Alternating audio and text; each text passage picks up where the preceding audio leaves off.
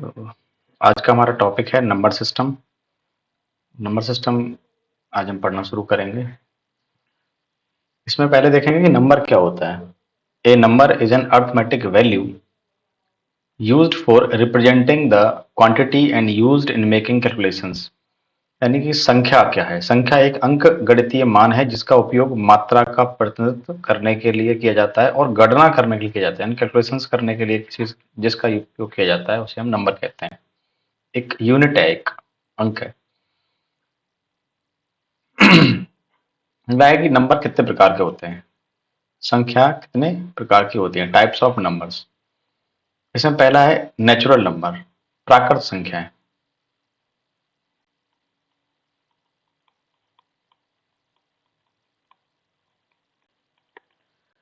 Natural numbers are a part of the number system which includes all the positive integers from 1 to infinity।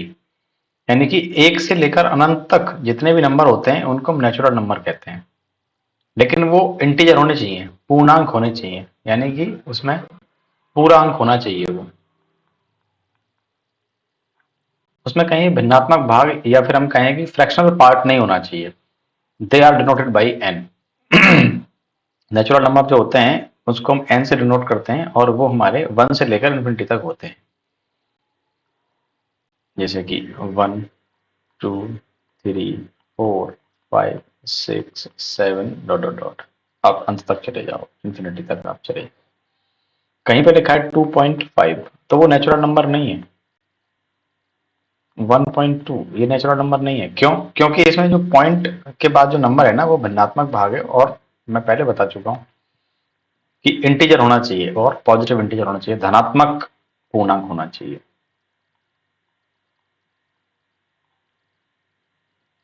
All natural numbers are positive. जितनी प्राकृत संख्याएं होंगी वो सारी की सारी कैसी होंगी, धनात्मक होंगी। और ये नोट में लिख लें कि zero is not a natural number. Zero जो है वो एक प्राकृत संख्या नहीं है, वो एक नेचुरल नंबर नहीं है। क्यों? क्योंकि वो 1 से पहले आता है और हमारे नेचुरल नंबर स्टार्ट होते हैं 1 से। और 1 यानी कि एक जो है हमारा वो स्मॉलेस्ट नेचुरल नंबर है, वो सबसे छोटा प्राकृत संख्या है, छोटी प्राकृत संख्या। Next slide. दूसरा है होल नंबर। होल नंबर होता है पूर्ण संख्याएं।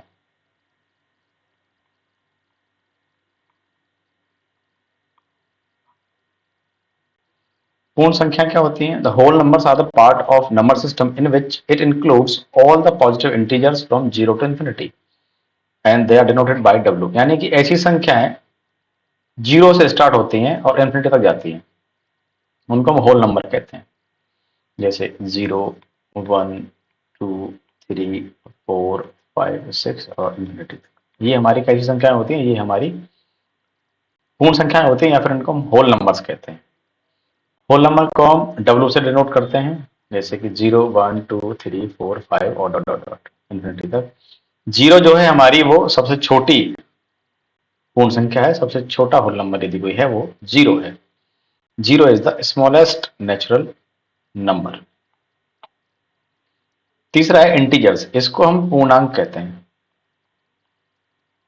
पूर्णांक। यानी इसमें क्या बात, कोई नंबर नहीं होगा इसमें, पॉइंट वाला भाग नहीं होगा, दशमलव का भाग नहीं होगा। और इंटीजर हमारे दो तरीके के होते हैं, एक होते हैं पॉजिटिव इंटीजर और दूसरे होते हैं नेगेटिव इंटीजर्स। पॉजिटिव इंटीजर होते हैं आपके धनात्मक पूर्णांक और नेगेटिव होते हैं ऋणात्मक पूर्णांक। धनात्मक पूर्णांक जो होते हैं वो हमारे 1 से स्टार्ट होते हैं, 1, 2, 3, 4, 5 और इनफिनिटी तक आप चले जाएं। ऋणात्मक जो होते हैं वो हमारे माइनस इन्फिनिटी से स्टार्ट होते हैं और ये -1 तक। जीरो जो है हमारा वो ना ही तो धनात्मक पूर्णांक है और ना ही ऋणात्मक पूर्णांक है। तो जीरो के बारे में हम कहें कि neither positive integer nor negative integer. Zero जो है वो ना तो ऋणात्मक धनांक पूर्णांक है और ना ही धनात्मक पूर्णांक है। ये अपने आप में एक अलग संख्या है। रियल नंबर्स, वास्तविक संख्या।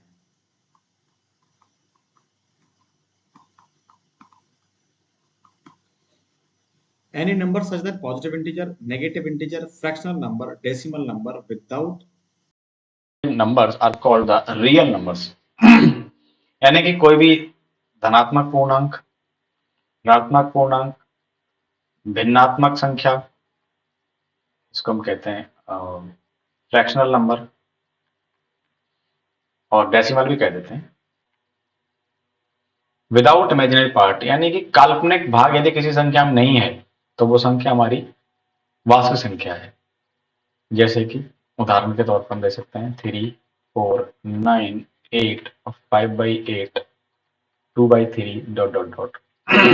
लेकिन यदि कोई संख्या जैसे कि अंडर रूट में -4, अंडर रूट -2, अंडर रूट में -3, अंडर रूट में -7, ये यानी कि यदि वर्ग में आपका ऋणात्मक भाग आ रहा है, ऋणात्मक वर्ग आ रहा है, तो वो संख्या जो है हमारी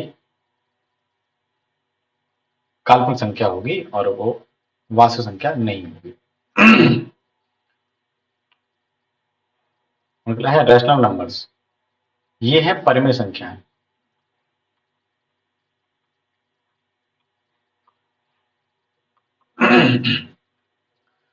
A number that can be expressed in the form of p upon q is called the rational number. परमेय संख्याएं वो संख्याएं होती हैं जिनको हम p बटे q के रूप में लिख सकते हैं। Numbers which are written in the form of p upon q are called the rational numbers. लेकिन यहाँ पे q जो है वो जीरो नहीं होना चाहिए। q हमारा कुछ भी हो सकता है, 1 2 3 4 5 6 7 8 कुछ भी हो सकता है, बट जीरो नहीं होना चाहिए। यदि जीरो हो जाएगा तो फिर वो इनडिटर्मिनेट फॉर्म हो जाएगी, अनडिफाइंड हो जाएगा और वो हमारा रैशनल नंबर नहीं होगा। जैसे कि अब q क्या है, यहाँ पे q है डिनोमिनेटर, इसको हर भी कहते हैं। हर जो है हमारा वो जीरो नहीं होना चाहिए। यदि ऐसा है तो फिर हमारा जो दिया गया जो नंबर है, जो संख्या है, वो हमारी रैशनल नंबर होगी। जैसे कि 2/5, 4/5, 3/8। तो यहाँ पे देखो p का मान कितना है 3, q का मान कितना है 8, यहाँ p का मान कितना है 4, q का मान कितना है 5, यहाँ पे p का मान कितना है 2 और q मान कितना है 5। इसका मतलब यहाँ पे कहीं पे भी हमारा जो हर है वो जीरो नहीं है, शून्य नहीं है, डिनोमिनेटर जीरो नहीं है। इसका मतलब ये जो है वो रैशनल नंबर है। जैसे कि दिया हुआ है रूट में 4, रूट में 4 का मतलब हो जाता है 2, वो रैशनल नंबर है। क्यों? जिसके नीचे कुछ नहीं उसके लिए 1 मान लेते हैं। तो p की वैल्यू यहाँ पे ये है और q हमारा यहाँ पे ये है। ठीक है। रूट में 9 ये 3, रूट में 49 ये हमारा 7 हो गया। बस एग्जाम्पल है 1.25 और 1.25 इसको हम लिख सकते हैं 125/100, यानी कि इसको हम 25 से 5 बार और इसको 4 बार, तो 5/4। इसका मतलब p की वैल्यू कितनी है, ये है, और q की वैल्यू कितनी है, इसका मतलब ये हमारा दिया गया जो नंबर है 1.25 ये हमारा रैशनल नंबर है। 2.34 रैशनल नंबर है, 6.94 रैशनल नंबर है। एक और पॉइंट दिया है कि all the repeating decimals are rational numbers. जितने भी रिपीटिंग डेसिमल्स होते हैं वो सारे के सारे हमारे रैशनल नंबर होते हैं। जैसे कि 0.3333, इसका मतलब क्या है, ये क्या है, ये 1/3 है। 0.222 ये क्या है, यानी कि 2/9 है। 0.55 ये क्या है हमारा, ये 5/9 है।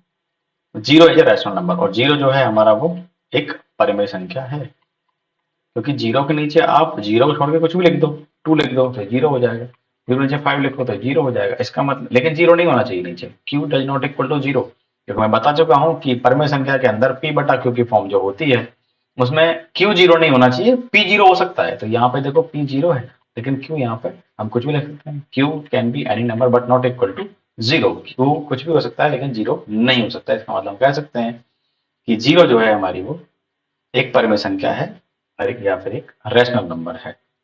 Every integer is rational number. प्रत्येक पूर्णांक जो होगा वो एक रैशनल नंबर होगा, वो एक परिमेय संख्या होगी। All rational numbers are called real number. जितने भी रैशनल नंबर होंगे, जितने भी परिमेय संख्याएं होंगी, वो सारी की सारी वास्तविक संख्याएं भी होंगी। Okay, now next type is irrational numbers. अपरिमेय संख्याएं, ये क्या होती हैं? अपरिमेय संख्या। अपरिमेय the numbers that can not be expressed in the form of p upon q। ऐसी संख्याएं या ऐसे नंबर्स जिनको हम p बटे q के रूप में नहीं लिख सकते हैं, वो हमारी इरेशनल नंबर या फिर अपरिमेय संख्या कहलाती हैं। For example under root two इसका मतलब होता है 1.414, यानी कि ये नॉन टर्मिनेटिंग है और इसका फिक्स नहीं है कि कहां रिपीट होगा जाके। ये नॉन टर्मिनेटिंग रिपीटिंग यदि है तो परिमेय संख्या होगी, लेकिन नॉन टर्मिनेटिंग और नॉन रिपीटिंग यदि है तो वो परिमेय संख्या नहीं होगी। इसका मतलब यदि हमारा जो कोई नंबर है यदि वो नॉन टर्मिनेटिंग नॉन रिपीटिंग है तो हमारी वो अपरिमेय संख्या के अंतर्गत आएगी, ना कि परिमेय संख्या के अंतर्गत आएगी।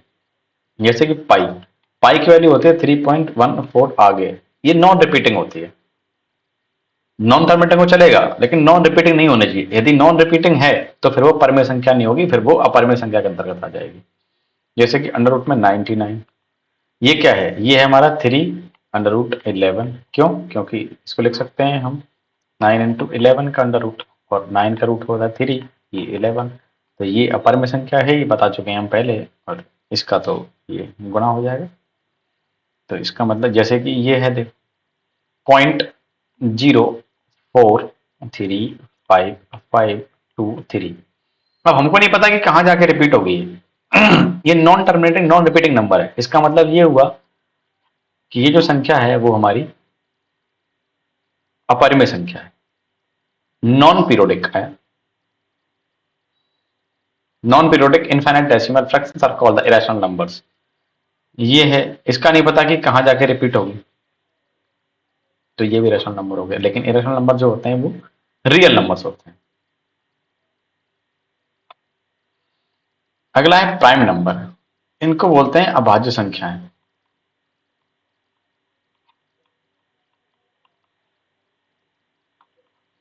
A prime number is a natural number greater than one that can only be divided by itself and one। ऐसी संख्याएं जिनके केवल और केवल दो फैक्टर होते हैं, यानी कि एक तो वो खुद संख्या और एक वन, ऐसी संख्याओं को हम कहते हैं अपर प्राइम नंबर्स। जैसे कि 2 है, अब 2 के केवल दो ही गुणनखंड है, एक तो 1 है और एक 2 है। 3 के केवल दो ही गुणनखंड है, एक तो 1 है और एक 3 है। 1 तो सबका ही होता है। 5 के एक तो 1 है और एक 5 हो गया खुद अपना गुणनखंड। 7 का एक तो 1 है और एक 7 खुद है। 9 जो है इसका 1 भी है, 3 भी गुणनखंड है और 9 भी है। इसका मतलब यदि 1 और यानी कि एक और वो संख्या खुद उससे अलग यदि किसी संख्या का कोई गुणनखंड है तो फिर वो संख्या अभाज्य संख्या नहीं होगी, ये अभाज्य संख्या नहीं है। जैसे कि 11, अब 11 का एक तो 1 है और एक 11 खुद है, तो 11 एक अभाज्य संख्या है। जैसे 13 है, 13 का गुणनखंड एक तो 1 है और एक 13 खुद है, तो ये हमारी अभाज्य संख्या है, तो ये प्राइम नंबर है। ठीक है, नेक्स्ट वन। अगला है composite numbers. Composite numbers are the numbers which have factors other than 1 and the number itself. यानी कि ऐसी संख्याएं जिनके दो से अधिक फैक्टर होते हैं, यानी एक तो वो संख्या खुद हो जाए तो होगी, एक तो 1 होगा और एक वो संख्या खुद अपना फैक्टर होगी। इन दोनों के अलावा यदि कोई एक और फैक्टर उसका निकल आए उस किसी संख्या का, तो वो संख्या जो है हमारी कंपोजिट नंबर के अंदर आएगी, यानी कि वो भाज्य संख्या के अंदर आ जाएगी। जैसे कि हमारे पास 4 है, अब 4 का एक तो फैक्टर 1 है, एक 2 है और एक 4 है, तो 3 फैक्टर हो गए। एक तो संख्या खुद एक तो संख्या खुद एक और एक 2 भी हो गया, तो हमारा 4 जो है वो कंपोजिट नंबर है। जैसे कि 6 की बात कर लें, 6 का एक तो 1 हो जाएगा फैक्टर, एक 6 खुद हो जाएगा और एक 3 हो जाएगा, इसका मतलब 6 जो है वो कंपोजिट नंबर है। 8 का एक तो 1 हो जाएगा, एक 8 खुद हो जाएगा और एक हमारा 4 हो जाएगा और इसका 2 भी हो जाएगा, इसका तो 4 फैक्टर हो गए। इसका मतलब हमारा 8 जो है वो हमारा क्या है, वो कंपोजिट नंबर है। ठीक, अगला है को prime numbers. Two numbers that have only one common factor are known as the co-prime numbers. All the prime numbers are co-prime number।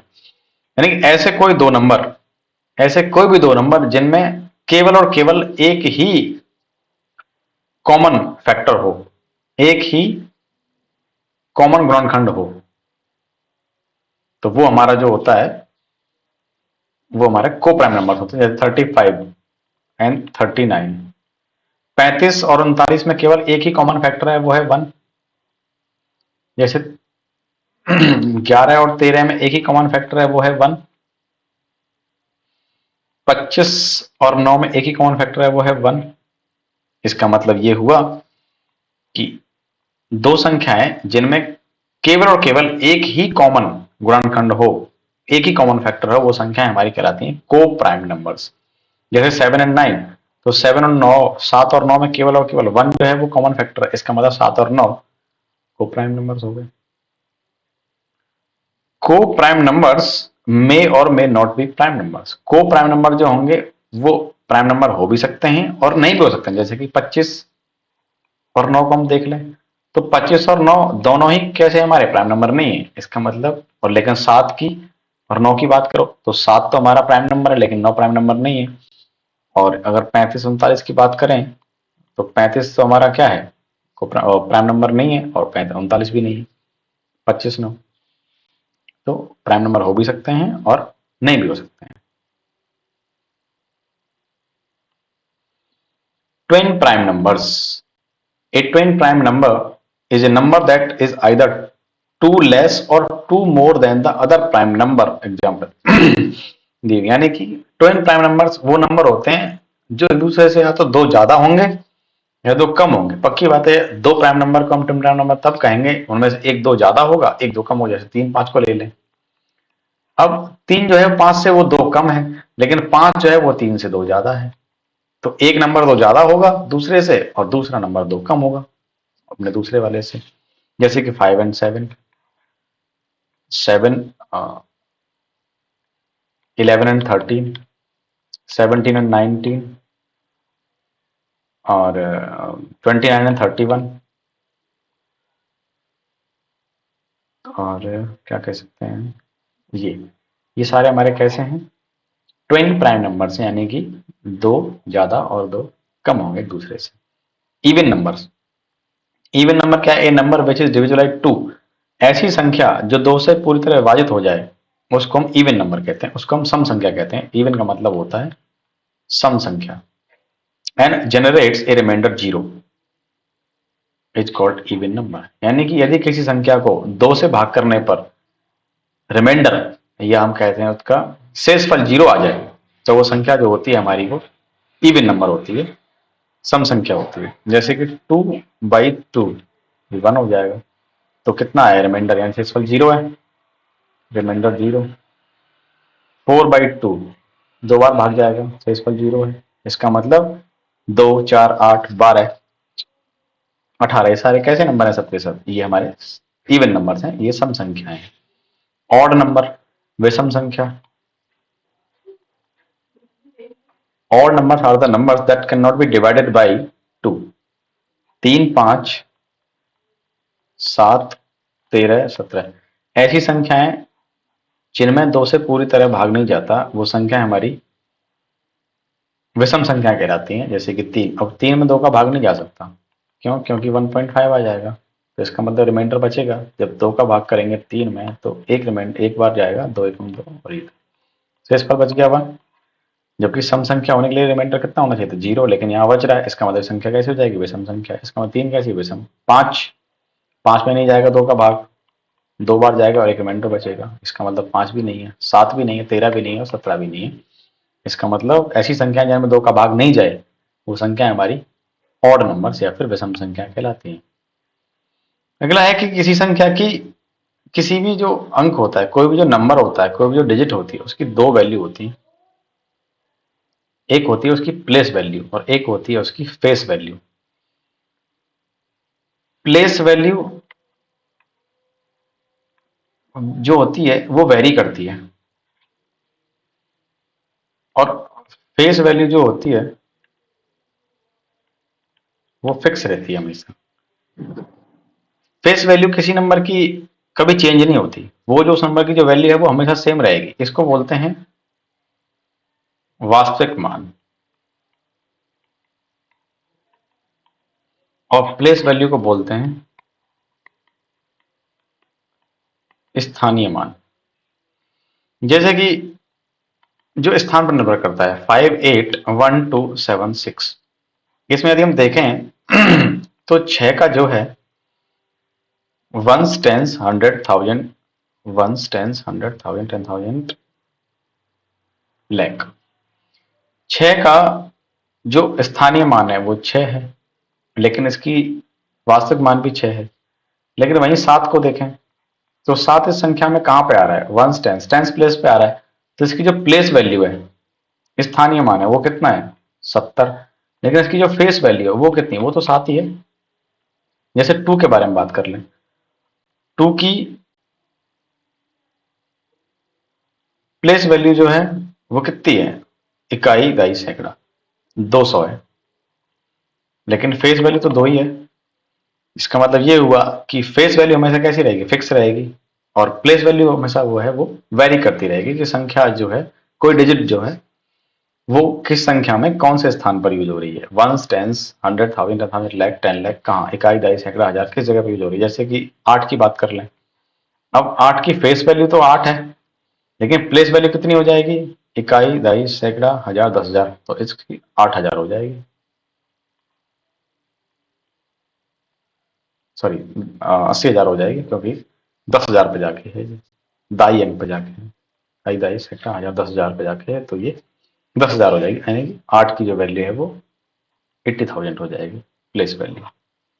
5,81,276 है इस अंक का, ये लिखा हुआ है। प्लेस वैल्यू मैं बता चुका हूं कि वैल्यू रिप्रेजेंट बाय डिजिट और number on the basis of position of the number, यानी कि उसकी पोजीशन पर वेरी निर्भर करती है कि कहाँ वो नंबर, कहाँ वो डिजिट लिखी हुई है। मल्टीप्लाइड बाय द थाउजेंड और हंड्रेड्स और what ever place is situated, जैसे 8 के बारे में बात कर रहा है। अगला है कि डिविजिबिलिटी रूल्स, भाजकता के नियम कुछ हम पढ़ लेते हैं कि कौन सा कोई नंबर किसी संख्या से डिविजिबल है कि नहीं, ये हम चेक करेंगे। जैसे डिविजिबिलिटी ऑफ 2, इसका मतलब है कि कौन कौन से नंबर 2 से विभाजित हो सकते हैं, वो हम देखेंगे, और उसको देखने का तरीका क्या है वो भी इधर बात करेंगे। When the last digit of a number is either 0 or even, then the number is divisible by 2, यानी कि यदि किसी दी हुई संख्या में इकाई अंक या तो 0 हो या फिर इवन हो, यदि इकाई अंक, किसी संख्या का इकाई अंक यदि 0 या फिर सम संख्या है, तो दी गई संख्या जो है वो पूरी तरह से 2 से विभाजित हो जाएगी। जैसे कि 64, 64 में इकाई अंक क्या है, 4 है, तो 4 क्या है, इवन है। इसका मतलब 64 2 से विभाजित हो जाएगा पूरी तरीके से, 32। जैसे कि 98, 98, 98 में इकाई अंक क्या है, 8, और 8 क्या है, इवन नंबर है। इवन नंबर है, इसका मतलब क्या होगा कि 98 जो है 2 से विभाजित हो जाएगा पूरी तरीके से। ऐसे देख लेंगे, 142 में 2 इवन नंबर है, ये विभाजित हो जाएगा। 144 ये भी हो जाएगा। 188 8 है, ये भी हो जाएगा। तो ऐसे हम पता कर सकते हैं। तो 2 का डिविजिबिलिटी रूल जो है वो इजी है, सरल है, आप आराम से इसको कर सकते हैं, पता भी होता है जनरली। डिविजिबिलिटी बाई 3, 3 की भाजकता चेक करने के लिए हमें क्या करना पड़ेगा। If the sum of the digits of a number is a multiple of 3, then the number is divisible by 3, यानी कि यदि किसी दी हुई संख्या के अंकों का योग 3 से विभाजित हो जाए, या वो 3 का मल्टीपल है, तो वो दी हुई संख्या 3 से विभाजित होगी पूरी तरीके से। जैसे कि इसके अंक हैं 2997, सबको हम जोड़ के देखेंगे, 9 और 2 11, 11 और 9 20 और 7 27, 27 क्या 3 से भाग हो रहा है, हाँ हो रहा है। इसका मतलब ये जो संख्या है दी हुई, ये भी 3 से पूरी तरह से विभक्त हो जाएगी, ऐसे हम कह सकते हैं।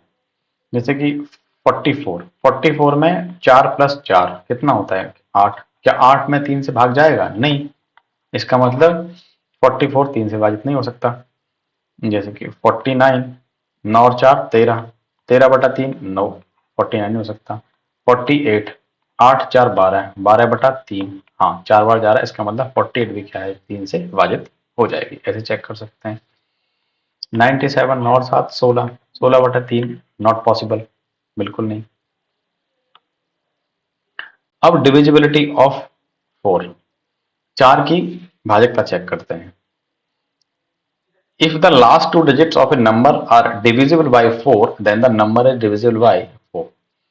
यानी कि यदि किसी दी हुई संख्या के आखिरी 2 अंक 4 से विभाजित हो रहे हैं तो वो दी हुई संख्या भी 4 से विभाजित हो जाएगी। जैसे एग्जांपल दिया है कि 2512 को आप चेक करके दिखाओ, तो 2512 को हम कैसे चेक करेंगे? 2512 में लास्ट के आखिरी 2 अंक कितने हैं? 12। क्या 12 हमारा 4 से विभाजित होता है? हाँ, 4 दिया 12, ठीक है। इसका मतलब दी हुई संख्या 2512 भी 4 से विभाजित हो जाएगी। बस सही है। जैसे 47,200, तो आखिरी अंक 2 हैं 0, और 0/4 का मतलब क्या होता है? 0। इसका मतलब 47,200 भी हमारा जो वो 2 से 4 से विभाजित हो जाएगा। जैसे कि 94, आखिरी 2 अंक क्या है? 94 ही है। आखिरी 2 अंक तो 4 से विभाजित होता है नहीं।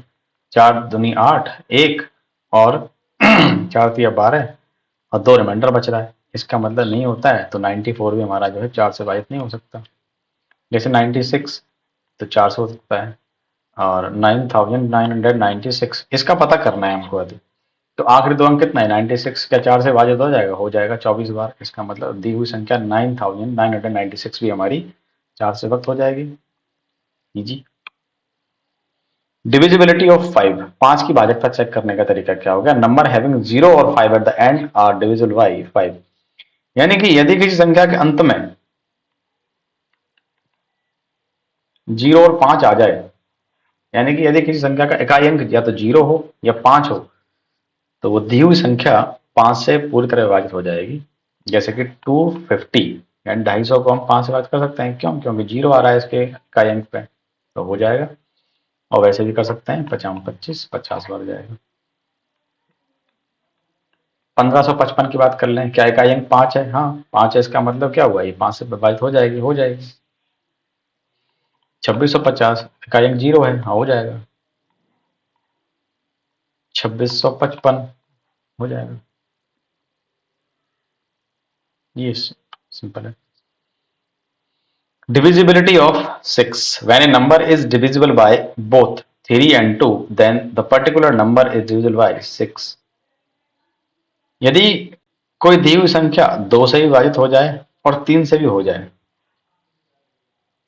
तो वो दी हुई संख्या 6 से ही पूरी तरह विभाजित होगी। जैसे कि एग्जाम्पल के तौर पर 18 दे रखा। अब 18 2 से विभाजित हो सकता है। क्यों?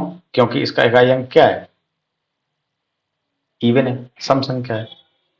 और यदि अंकों का योग, किसी संख्या के अंकों का योग 3 से वक्त हो जाए, तो वो संख्या 3 से विभाजित होती। 8 और 1 9, 9/3 3 हो रही है। इसका मतलब 18 3 से विभाजित हो जाएगा। तो 2 से भी डिविजिबल है और 3 से भी, तो 6 से भी डिविजिबल होगा। जैसे कि 42, अब 42 2 से भी है और 3 से भी है। 4 2 6, 6/3 3 से हो जाएगा, और इकाई अंक 2 है तो ये हो जाएगा। तो हम कह सकते हैं कि 42 जो है वो 6 से विभाजित हो जाएगा, और 6 7 42 अपन जानते हैं। 90 की बात कर लें। 90 देखो इकाई अंक कितना है? 0 है। 0 है तो ठीक है, 2 से विभाजित हो जाएगा, और जोड़ दो दोनों अंकों को। 9 9/3 यानी कि 3, ठीक है। तो इसका मतलब 90 जो है वो 6 से विभाजित है, और 90/6 कितना होता है? 15, 15 6 90, ठीक है। डिविजिबिलिटी ऑफ 7, ये थोड़ा सा ध्यान देने वाला होगा। इसका कॉन्सेप्ट है, a number is divisible by 7 when the difference between twice of the digit at one's place and the number formed by the other digits is either 0 or multiple of 7। यानी कि 7 का डिविजिबिलिटी चेक करने के लिए तरीका यह है कि यदि कोई नंबर आपको दिया है, जैसे एग्जांपल दे रखा है 672, तो उस डिजिट का आप वंस प्लेस उठाइए। वंस प्लेस पे क्या है? 2, उसका दोगुना कर दो, और अब बची हुई जो संख्या है 67 जैसे इसमें बची है, 67 का और जिस आपने इकाई अंक को दोगुना किया है उसका डिफरेंस आप ले लो। कितना हो जाएगा? 67 - 4 63, 63 हो गया। अगर वो जो डिफरेंस आ रहा है, वो डिफरेंस अगर 7 से विभाजित हो रहा है, तो आपकी दी हुई संख्या भी 7 से विभाजित हो जाएगी, अदरवाइज नहीं होगी। जैसे कि 63 बच रहा है, 67 - 4 63, और फिर 7 का भाग करेंगे तो 9 आएगा। यानी कि अब हमारी दी हुई संख्या 672 जो है वो हमारी 7 से वक्त हो जाएगी। जैसे कि 7 से करके देखें, 7 8 56, 7 नाम 9 बार 63 और 4 बच गया, 2 नीचे लिया और 7 छिके 42। इसका मतलब कह सकते हैं कि 672 जो है हमारा वो डिविजिबल है। या तो डिफरेंस 7 का मल्टीपल आएगा,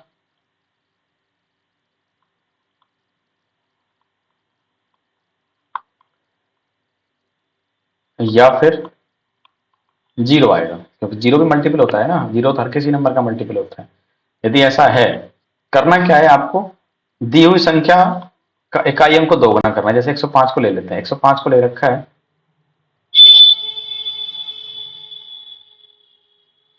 जैसे कि 105 की बात कर लें, 105 को मैंने लिया, 105 को यदि ले रहे हैं तो इकाई अंक क्या है 5, तो 5 को दोगुना कर लो, 10 हो गया। अब नंबर कितना बचा, 5 के अलावा 10 बच रहा है, तो 10 में से फिर 10 को माइनस कर दो, डिफरेंस ले लो, कितना बचा जीरो। क्या जीरो 7 से विभाजित होता है, होता है, तो जीरो आ जाएगा। इसका मतलब दी हुई संख्या 105 भी कैसी है, 7 से विभाजित हो जाएगी। कितनी बार, 15 बार। जैसे कि 490 है, या 497 ले लेते हैं। 497 का मतलब हो गया कि इकाई अंक क्या है 7, 7 का दोगुना कितना होता है 14। अब दोनों नंबर कितने बचे, 49 बचा, 49। क्या 7 से बात हो जाएगा, हो जाएगा। तो 7 7 49, 7 पर ये कितना बचेगा, ये बचेगा हमारा 35। 35 बटा 7 कितना होता है 5। इसका मतलब दी हुई संख्या 497 हमारे 7 से कैसी है, विभाजित हो जाएगी। क्लियर। जैसे इसमें क्वेश्चन दिया है कि which of the following numbers is divisible bye 7, कि निम्नलिखित में से कौन सी संख्या 7 से विभाजित होती है, ये अब बताइए। तो लेट्स चेक। तो पहले ऑप्शन ए को चेक करते हैं कि 171 का क्या हाल है। 171 मतलब इकाई अंक पे क्या है 1 है, तो इसको दोगुना कर लेंगे और बचा 17 है, इसको माइनस कर देंगे, डिफरेंस ले लेंगे, कितना बचेगा भाई, ये बचेगा 15, 15 बटा 7 यानी कि नहीं है। इसका मतलब कह सकते हैं कि हमारा ऑप्शन ए गलत है। ऑप्शन सी की बात करते हैं, ऑप्शन सी। सी हमारा कितना है 107। 107 का मतलब 7 का दोगुना कितना 14, 14 माइनस 10 कितना 4, क्या 4 बटे 7 है, नो। 383, यानी कि 383 की बात कर लेते हैं। तीन का और ये का एक कितना है 3, 3 का दोगुना कितना होता है 6 माइनस 38, इनका डिफरेंस कितना हो जाएगा, डिफरेंस डिफरेंस आपका हमेशा पॉजिटिव होगा। 38 माइनस 6 कितना होता है 32, क्या 32 बटा 7, नो, ये भी नहीं है। अब 119 को चेक करके देखते हैं। 119 इसको देखें चेक करके, तो 9 का दोगुना कितना 18, बचा कितना 11 बटा 7, कितना है 7 बटा 7, इसका मतलब 1 आ रहा है। यानी कि यदि हमारा रिमाइंडर जीरो बच रहा है तो हम कह सकते हैं कि हमारा जो 119 दी हुई संख्या जो 119 है, ऑप्शन बी वो हमारा आंसर हो जाएगा। तो 119 हमारा 7 से डिविजिबल। डिविजिबिलिटी ऑफ 8, 8 की भाजकता जांचने के लिए हम क्या करेंगे, when a number made by the last 3 digits of a number is divisible by 8 then the number is divisible by 8। किसी संख्या के यदि आखिरी 3 अंक 8 से विभाजित होते हैं तो संख्या भी 8 से विभाजित हो जाएगी।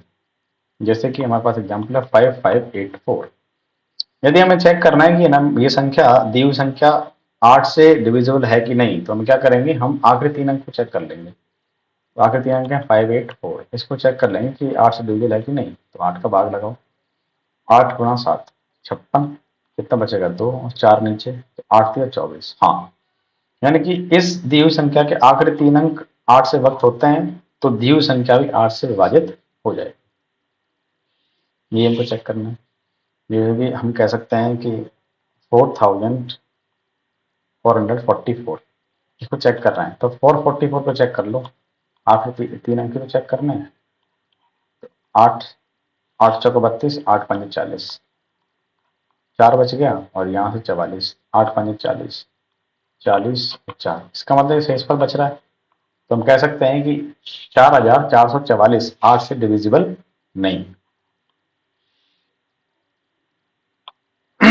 डिविजिबिलिटी ऑफ 9, 9 की भाजकता जांचने के लिए हम क्या करेंगे, if the sum of the digits of a number is divisible by 9, यानी कि यदि किसी संख्या के अंकों का योग 9 से विभाजित होता है तो वो संख्या भी 9 से विभाजित हो जाएगी। जैसे कि 30,555 हमको उदाहरण के तौर पर बोला गया है। तो इसके अंक जोड़ लेते हैं। अंकों का योग कितना है? 5 3 15 और 3 18। 18/9 कितना होता है? 2। इसका मतलब कह सकते हैं कि 30,555 9 से डिविजिबल है। ठीक, जैसे कि हम कह सकते हैं कि 999 27/9। ठीक है, 842 8 4 12 और 2 14 14/9। ये नहीं हो सकता। तो यानी कोई भी दी हुई संख्या जिसके अंकों का योग 9 से विभाजित हो जाए तो वो दी हुई संख्या भी 9 से विभक्त हो जाएगी। 10 की डिविजिबिलिटी तो इजी है। यदि किसी संख्या के अंत में 0 आ रहा है तो संख्या वो 10 से विभाजित हो जाएगी, जैसे कि 50 40 500 600 कुछ भी। ये तो आसान है। 11 की डिविजिबिलिटी, ये थोड़ा सा ध्यान देने वाली बात होगी इसमें। If the difference of the sum of the alternative digits, alternate मतलब होता है एकांतर, एक के बाद एक, of digits is divisible by 11 then the number is divisible by 11। यानी कि जो संख्याएं ऑड प्लेसेस पर हैं उनके साथ जोड़ लो, और जो संख्या इवन प्लेसेस पर है उनके साथ जोड़ लो, दोनों का डिफरेंस ले लो, अंतर ले लो। यदि वो अंतर 11 से विभाजित होता है तो दी हुई संख्या भी 11 से विभक्त हो जाएगी। जैसे कि एग्जाम्पल दे रखा है कि 217382। अब इसमें 6 अंक हैं तो ऑड प्लेसेस पर कौन सा है? 2 है, 7 है और 8 है। तो 2 7 और 8 को एक साथ जोड़ लें, डिफरेंस ले लेते हैं। अब इवन प्लेसेस पर कौन है? सम स्थानों पर कौन है? 1 है, 3 है, 2 है। तो 1 + 3 + 2, तो 8 7 15 और 2 17। डिफरेंस ले लेंगे कितना? 3 और 1 4 हो तो 6। 17 माइनस 6 कितना होता है? 11। क्या 11 11 से भाग जाएगा 11 का? ठीक है, चला जाएगा। इसका मतलब हमारी संख्या 217382 भी 11 से डिविजिबल हो जाएगी। और चेक करके देख लेते हैं। 11 का भाग लगाओ, 11 11 10 बचेंगे, 7 नीचे आ जाएगा, 11 9 99, 8 बचेगा, 3 नीचे आएगा, 11 7 77। अब 6 नीचे 6 बचेगा और 8 नीचे आ जाएगा, 11 छक्के 66, 2 बचेगा और नीचे 2 आ जाएगा, ये वाला 2 नीचे आ जाएगा और 11 दूनी 22, यानी कि 19,762। ये हमारा उत्तर हो जाएगा। यूनिट डिजिट कैसे निकालेंगे?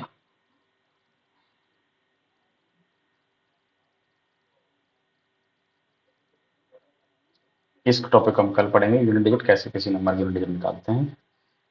थैंक्स टू ऑल, बाकी कल पढ़ेंगे।